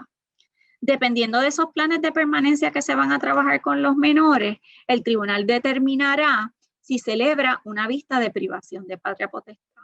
Esa vista de privación de patria potestad de ordinario se celebra en aquellos casos en que los menores van a ser dados en adopción, porque desvincula totalmente a los promovidos de la vida de los menores.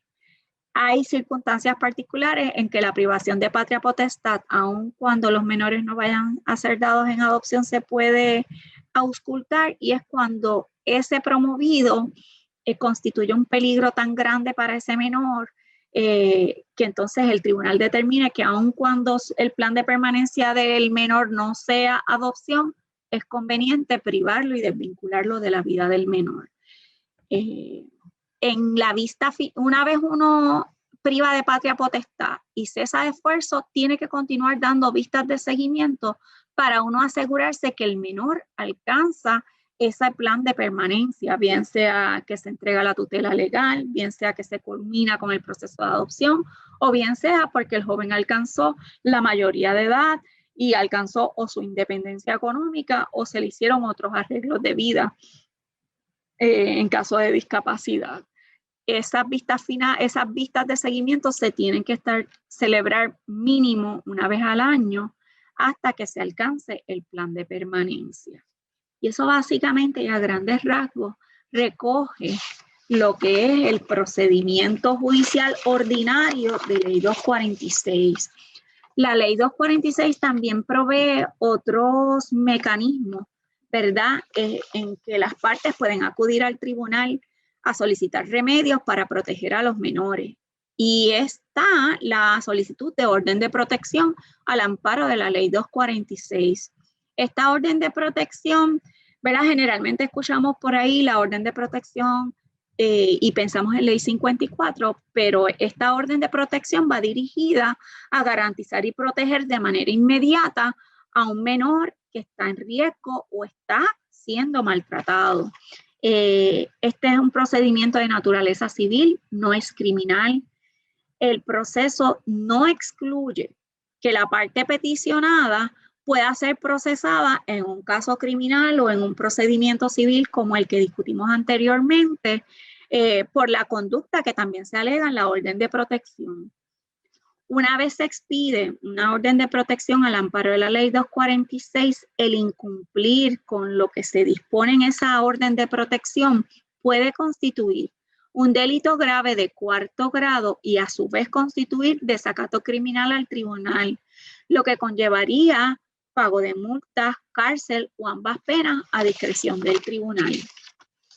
Y la pregunta es, ¿quiénes pueden solicitar una orden de protección en beneficio de menores que estén en riesgo? Pues esta orden de protección puede ser solicitada por cualquiera de las personas que están aquí enumeradas, entiéndase, por un padre no custodio, madre no custodio, un director escolar, un maestro, un agente del orden público, el procurador de menores o el procurador de familia, de asuntos de familia puede solicitarla, un fiscal dentro de un caso criminal cuando advienen conocimiento de situaciones de maltrato, un funcionario autorizado del Departamento de la Familia, bien sea un trabajador social o técnico social, el trabajador social escolar, un familiar de ese menor de edad que sabe que el menor está con papá y mamá y está en riesgo, puede ir al tribunal a solicitar una orden de protección, o cualquier persona que sea responsable por el menor de edad. Y aquí caen pues no solo los maestros, ¿verdad? Si el menor está en cuido, el que tenga el menor en el cuido, un campamento de verano, si el menor está en las tutorías y ese tutora viene en conocimiento de una situación de maltrato, un coach de un equipo deportivo. O sea que es una puerta amplia que da la ley para que cualquiera que advenga en conocimiento de que hay una situación de maltrato que está ocurriendo, que hay un peligro inminente para ese menor, mire, no tiene que esperar ni siquiera la línea de maltrato. Si tiene al menor bajo su custodia, puede presentar esa solicitud de orden de protección, con la conveniencia de que ahora, ¿verdad? El tribunal tiene una sala virtual municipal para atender esas solicitudes, y creo que en el slide anterior, Amanda, si me lo pones un momentito, te lo voy a agradecer. Esas solicitudes se pueden presentar bien sea físicamente en el tribunal o a través del correo electrónico presentaciones@ramajudicial.pr. Estos formularios de solicitud de orden de protección al amparo de la Ley 246 están en el portal del Poder Judicial y pueden ser accesados, ¿verdad?, a través de la internet para presentar esas solicitudes de inmediato. Hay una juez que preside esa sala virtual que puede atender ese tipo de solicitudes que se presentan a través de presentaciones de rama judicial, o pueden acudir a la sala de investigaciones del tribunal más cercano y hacer la presentación de la solicitud de orden de protección y será atendida prontamente por un juez de turno. Ahora sí, Amanda. ¿Y cuál es el proceso el proceso judicial de una solicitud de orden de protección? Pues luego de que se llena el formulario bajo juramento y se presenta, se celebra una vista inicial en la que el juez de la sala municipal o el juez que tenga ante su consideración la solicitud de orden de protección tiene tres opciones: conceder la orden provisional y citar para una vista final dentro de los 5 días siguientes a que se expide la orden provisional. El juez también, luego de escuchar la prueba, puede determinar no conceder la orden provisional y citar a las partes para que acudan ambas dentro de las siguientes 48 horas a escuchar la prueba de cada parte y tomar la decisión de si procede o no procede la orden de protección. O el tribunal, luego de escuchar la prueba, puede determinar que no procede la orden de protección y ordena el archivo del caso. En la eventualidad de que el tribunal entienda que procede la orden provisional, entonces el tribunal viene obligado a celebrar una vista final con todas las partes, en la que el juez puede conceder una orden final contra la parte peticionada y tomar aquellas medidas, todas las que entienda procedentes, y emitir las prohibiciones necesarias para proteger al menor de edad. El tribunal en esa vista final puede determinar extender la orden provisional expedida para recopilar información adicional y poder tomar una determinación final en cuanto a la orden de protección. Y también puede dejar sin efecto la orden provisional expedida porque, recibida toda la prueba, entiende que no amerita que se expida o se extienda una orden de protección. También el tribunal, de no haber sometido orden provisional en la etapa 1, puede escuchar toda la prueba y determinar que no procede emitir ningún tipo de orden y, por lo tanto, emite una resolución archivando el caso.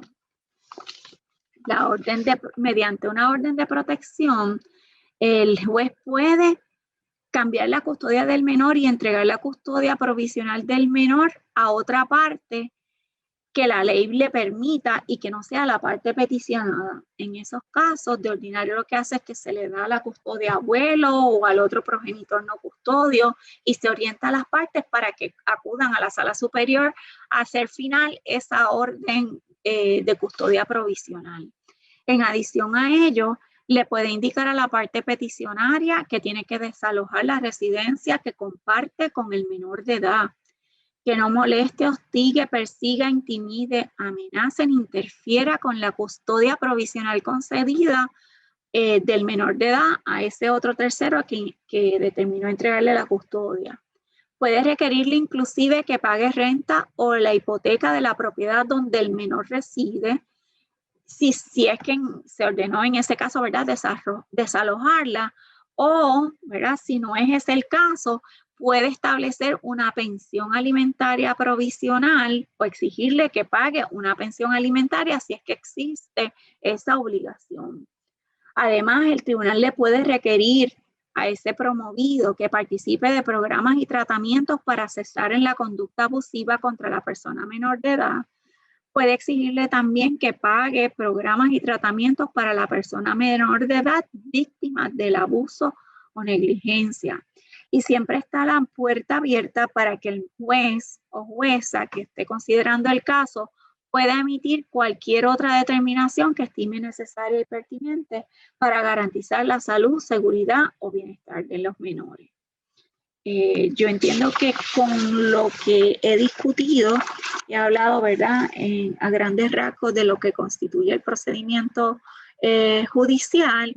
En este procedimiento judicial, una parte importante de este proceso y de representación legal hacia los promovidos surge a través del proyecto de justicia para la niñez, que permite que los promovidos en los casos judiciales de Ley 246 tengan una adecuada representación legal que garantice eventualmente la reunificación familiar, que es lo que busca la Ley 246.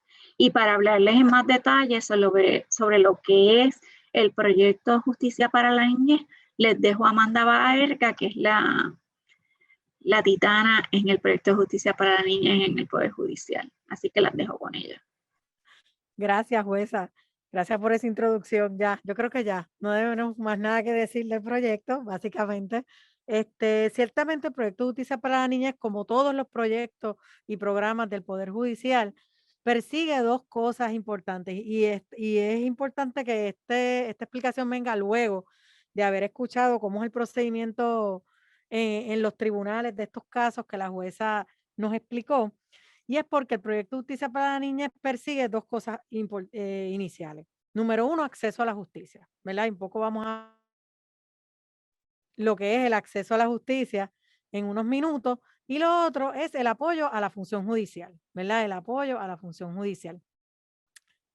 El acceso a la justicia básicamente lo que persigue o lo que promueve o lo que busca es el derecho fundamental que tienen todas las personas de acudir y promover la actividad legal de una manera equitativa, ¿verdad? De una manera justa, de una manera donde todas las partes estén en igualdad de condiciones en el tribunal. Si tú vas al tribunal y unas partes están representadas por abogados o abogadas y otras partes no están representadas por abogados y abogadas, pues ciertamente las partes que no están representadas están en desventaja, ¿verdad? A la hora de reclamar sus derechos o reclamar alguna controversia que tengan, ¿verdad? En sus vidas. Y en el caso de la ley 246, pues los padres y las madres en muchas ocasiones no tienen representación legal, no la pueden costear, porque ciertamente la mayoría de las partes promovidas que nosotros atendemos en el proyecto son personas de escasos recursos económicos que no tienen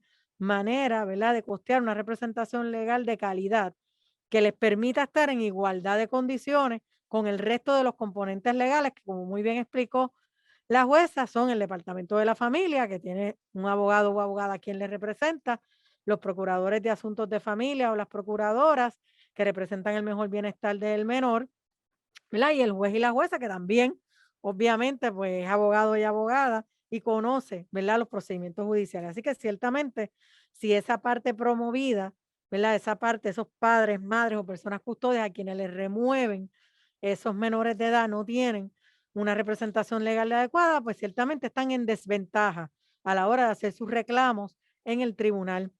Así que la misión del proyecto Justicia para Niños es asegurar que los casos de maltrato y negligencia y posible adopción se resuelvan con diligencia dentro de los parámetros descritos por la ley, garantizando siempre los derechos de las partes durante el proceso conforme a las leyes aplicables, ¿verdad? Que en este caso es la ley 246. Otro de la misión del proyecto, de los objetivos del proyecto, además de procurar un acceso a la justicia para las partes más vulnerables en el proceso judicial, es apoyo a la función judicial, ¿verdad? ¿Qué herramientas, qué instrumentos, qué adiestramientos se pueden desarrollar para nuestros jueces, juezas o nuestro componente legal que ayude o que promueva que se resuelvan estos casos de una manera ágil, ¿verdad? Para cumplir con el plan de permanencia de los menores en estos casos y las menores.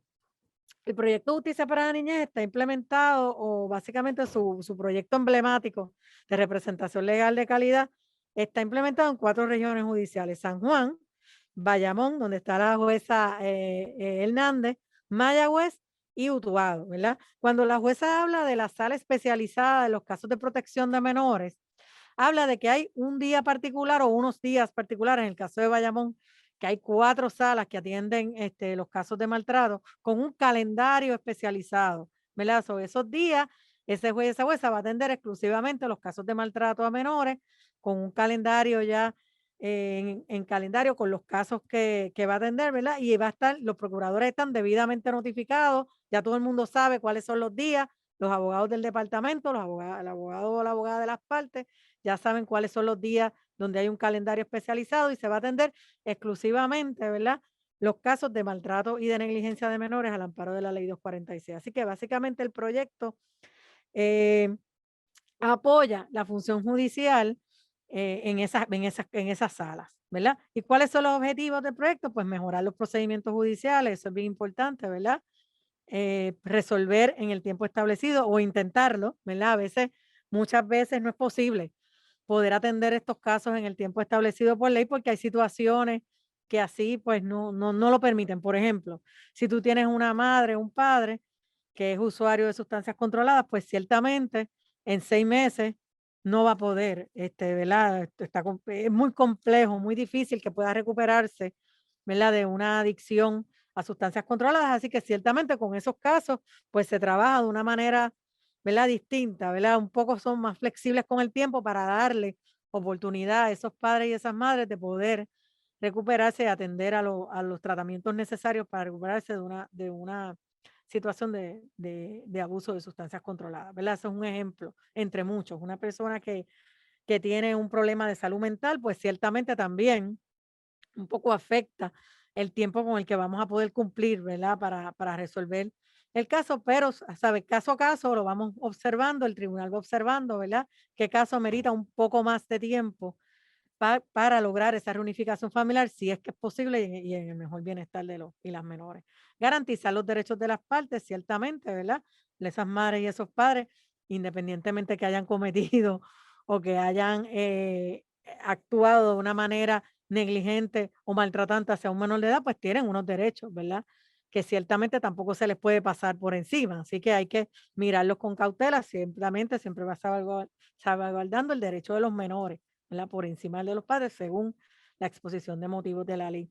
Y obviamente establecer esfuerzos colaborativos. Eso es bien importante, ¿verdad? No podemos trabajar solos y solas, ¿verdad? O sea, el tribunal necesita de ese trabajador y trabajadora social del Departamento de la Familia para tener una idea de lo que está pasando, ¿verdad? Una radiografía de cuál es la situación de esa familia y poder ayudar a esa familia y a esos menores y lograr esa reunificación o cualquier otro plan de permanencia, ¿verdad? Así que necesitamos del Departamento de Justicia a través de la oficina de los procuradores y procuradoras de asuntos de familia para velar por esos intereses de los menores y siempre tener esa voz del menor en esa sala, ¿verdad?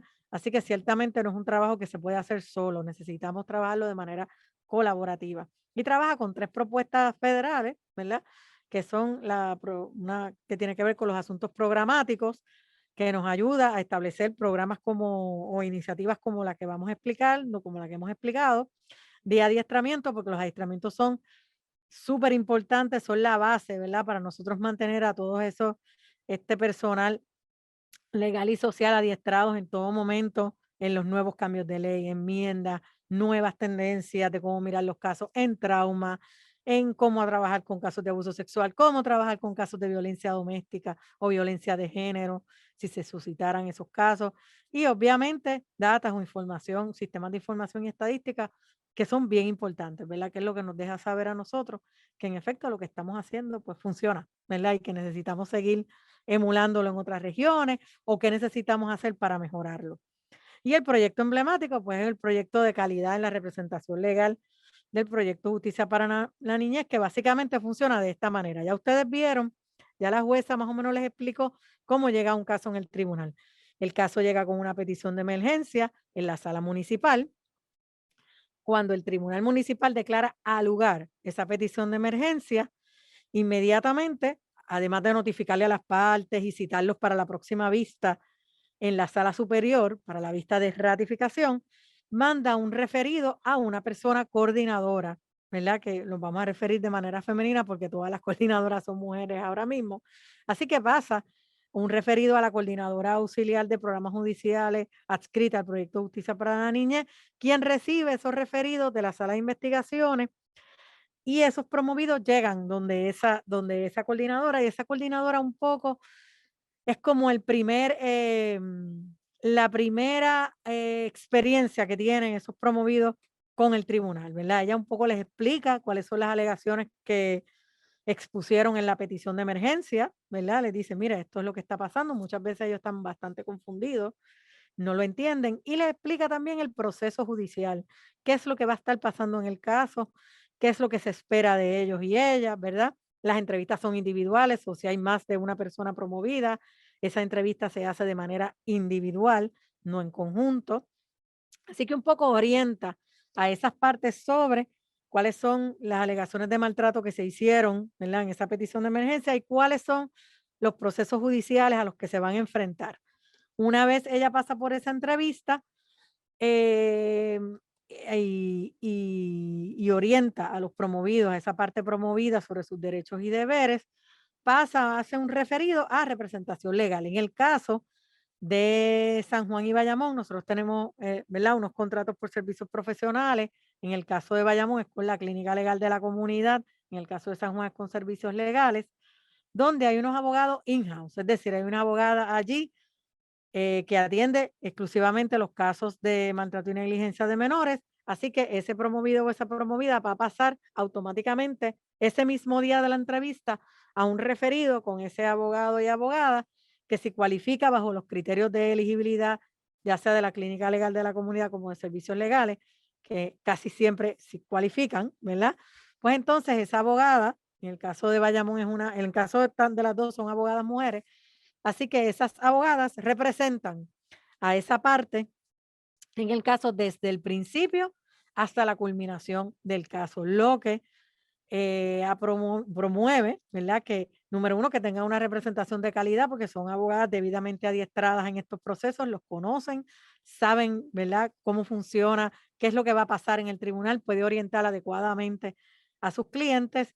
Y número dos, evita suspensiones mayores en las vistas por falta de representación legal de la parte promovida, ¿verdad? Puede suspenderse por otras razones, ¿verdad? Porque siempre una vista se puede suspender por otras razones, pero ciertamente no por falta de representación de la parte promovida.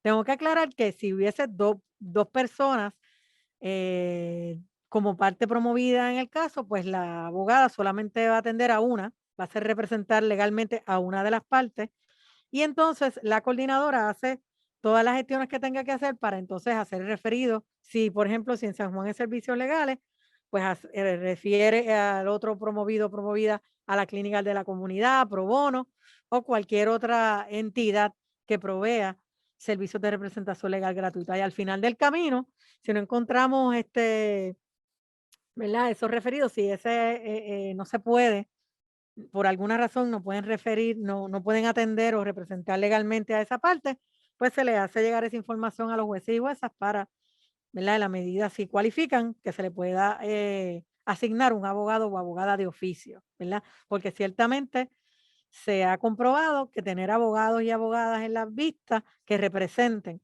a estos padres y estas madres hace la vista mucho más sencilla, es mejor para esos padres y madres, están debidamente representados, no están perdidos en el proceso, ¿verdad? Y ayuda y promueve a que ellos cumplan con con el plan de servicio establecido por el departamento y a su vez logremos, ¿verdad? Lo que buscamos, que es que regresen con sus madres y padres si es posible.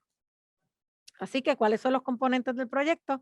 Pues la parte promovida, padres y madres, pues están en el centro, ¿verdad? Son nuestros clientes, son los que nosotros atendemos y obviamente está el juez, la jueza, los abogados de servicios legales a la oficina legal de la comunidad y la coordinadora auxiliar del proyecto, que son trabajadoras sociales, ciertamente todas y conocen, ¿verdad? Cómo trabajar con estos padres y estas madres. Así que este proyecto, como dice la jueza, ha sido muy exitoso, ¿verdad? Es muy bueno, le da tranquilidad a esos jueces y juezas porque saben que sus padres y madres están representados adecuadamente y que se van a hacer, ¿verdad? Las debidas alegaciones que se tengan que hacer en el proceso para, número uno, y con el fin primordial de lograr la reunificación familiar, porque entendemos que los menores, mira, en la mayoría de los casos están mejores con sus padres y madres, ¿verdad? Así que ese es el norte inicial. Si no se pudiera lograr eso, ¿verdad? Dentro del caso, pues bueno, pues habrán otras vías, pero siempre intentando mantener a esos menores, ¿verdad? En su núcleo familiar. y evitar que el trauma de la remoción sea todavía mayor que el que ya es, ¿verdad? A ese momento. Así que un poco, ¿verdad? De manera bien general, le explicamos cómo funciona el proyecto Justicia para la Niñez del Poder Judicial. Ahora le dejo a la licenciada Coral Aponte a ver si hay algunas preguntas por ahí que nos tengan los y las participantes en el proceso. Al momento no tenemos ninguna pregunta, pero estamos, ¿verdad? Mira, sí, ya están comenzando a entrar las preguntas. Esta pregunta va dirigida a la jueza. ¿Qué comentario? Vamos a ver. Vamos a ver si la jueza, ¿verdad?, puede contestar a esta pregunta. Yo la voy a formular, pero pues ya ella nos dirá si la puede contestar o no. ¿Qué comentario le merece la enmienda al Código Penal del 2014 sobre el artículo 130 que exime del consentimiento a una menor que está entre los 14 a 18 años y su alegado agresor no le lleva 4 años de diferencia? La realidad es que ese artículo del Código Penal no fue objeto de la discusión durante el curso, pero jueza, si usted quisiera hacer algún comentario. Bueno, dentro del contexto de la ley 246, que es lo que estamos discutiendo en el día de hoy, ¿verdad? Lo que hace esa enmienda al Código Civil es despenalizar la violación técnica cuando ocurría en relaciones de noviecitos en la escuela, pero, ¿verdad? Si vemos un menor de 18 años a una menor de 14 años que se da dentro de un contexto que no es consentido, que hay agresión, ¿verdad? Porque la pregunta lo que contempla es el consentimiento. ¿Cuál es si un menor de 21 años puede dar un consentimiento para una relación, ¿verdad? Porque hay una capacidad legal que no la tiene y que tiene que ser completada por un adulto en todos los procedimientos judiciales, pero dentro de un proceso de ley 246, que es el que tenemos, todos esos aspectos, aun cuando esté la diferencia de edad de 4 años, se contempla y se analiza, ¿verdad? Si es que ese progenitor fue protector o no de esa menor de 14 años, si estaba actuando con las debidas precauciones para evitar que esas situaciones ocurrieran, porque aun cuando no se den los elementos para la erradicación de un cargo criminal, sí se pueden dar elementos para llevar a esta familia a fortalecerle las capacidades protectoras, porque a lo mejor esas situaciones de sexo de un menor de edad se estaban dando en un escenario donde había unos progenitores que no estaban ejerciendo unos deberes de protección hacia ese menor adecuado, ¿verdad? Pues conocemos la capacidad emocional de un menor de 14 años para consentir a una relación con todo lo que ello implica, un embarazo no deseado y todo lo demás, pues son situaciones que dentro de la ley 246 tienen que ser investigadas y se consideran. Y los vemos con mucha frecuencia dentro de los casos de protección, situaciones de agresiones sexuales, ya no tanto como una situación de agresión en el carácter criminal, sino como un caso de protección, tal vez por algún tipo de negligencia contra los promovidos, pero sí los hay, sí los hay. Muchas gracias, jueza. ¿Alguna otra pregunta que tenga alguna persona de la audiencia? Este es el momento, ¿verdad?, para realizar todas las preguntas que tengan y que los recursos lo puedan contestar. Sabemos que, ¿verdad?, que ya han explicado todo el proceso, pero si alguien tiene alguna duda o alguna pregunta, puede hacerla a través de la herramienta de preguntas y respuestas. Les voy a dar unos minutitos. mientras vemos si alguien quiere hacer alguna pregunta, les voy explicando pues que esta actividad se va a estar compartiendo, ha sido grabada y se va a estar compartiendo para beneficio de todas las personas que no hayan podido asistir o de todas las personas en términos generales. Cuando cerremos la actividad, cuando cada uno de ustedes le dé al botoncito para salir de la actividad, lo que va a ocurrir es que va a salir una pantalla adicional con un mensaje que le pregunta si usted quiere, ¿verdad? Contestar una evaluación sobre la actividad y le pedimos que por favor le dé continuar para que de esa forma llegue a este formulario de forms que vemos en pantalla. En donde tienen 2 o 3, no son demasiadas preguntas, así que no le va a tomar demasiado tiempo y de esa forma pues nos puede dar su opinión sobre el contenido de esta actividad educativa, nos puede dejar saber qué le pareció, si fue muy clara, si lo lograron entender y cualquier otra sugerencia que tenga sobre, ¿verdad?, esta actividad o sobre posibles temas para otras capacitaciones que interesa que el Poder Judicial desarrolle para beneficio, ¿verdad?, de todas las personas que intervienen con niños y niñas y que buscan su protección y su mejor bienestar. Así que no tenemos ninguna pregunta de la audiencia, así que solo me resta agradecer a la audiencia el haber participado de la actividad y a nuestros recursos, a Amanda Baerga, a la jueza Leslie Hernández y a Yachira Galí por el tiempo que, ¿verdad? Y por compartir ese conocimiento, ¿verdad? Y aclararnos esas dudas. Todos y todas nos vamos de aquí con más información sobre, ¿verdad?, qué pasa cuando hacemos un referido y en qué podría desencadenar eso en el tribunal. Así que muchas gracias a todos y a todas. Y por favor recuerden darle continuar para que puedan completar ese formulario de evaluación.